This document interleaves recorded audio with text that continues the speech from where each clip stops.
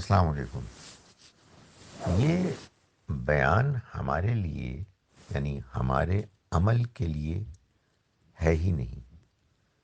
یہ تو در حقیقت ایک واقعے کا، ایک ریالٹی کا بیان ہے کہ جب صحابہ کرام نے نبی صلی اللہ علیہ وسلم کے ساتھ مل کر اس قرآن کے پیغام کو ان لوگوں تک پہنچایا کہ جو قرآن مجید کے سب سے پہلے مخاطب ایڈریسیز بنے، اور ان کے بارے میں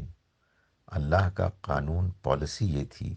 جو تمام رسولوں کی قوموں کے بارے میں ایک ہی پالیسی تھی،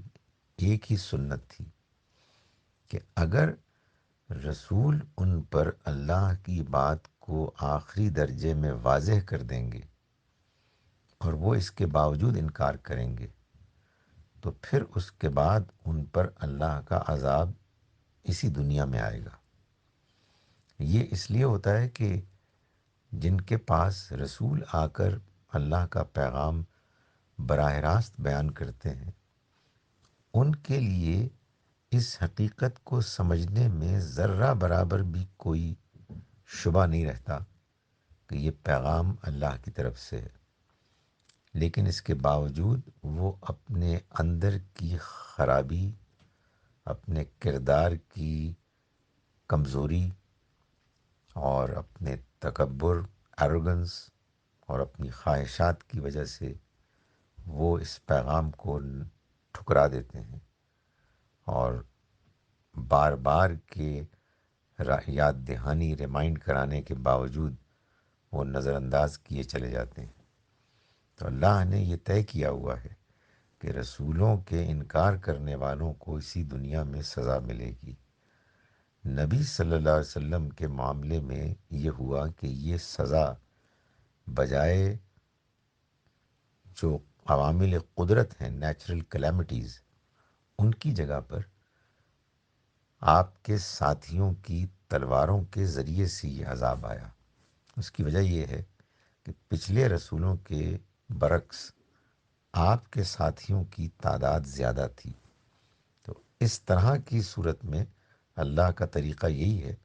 کہ پیغمبر کے ساتھی اس عذاب کا ذریعہ بنیں گے۔ چنانچہ اس عذاب کے آنے سے پہلے پیغمبر اور ان کے ساتھیوں نے ان کفار کے بارے میں رویہ بھی سخت کر لیا، کیونکہ ان کے بارے میں اب ان کو بتا دیا گیا تھا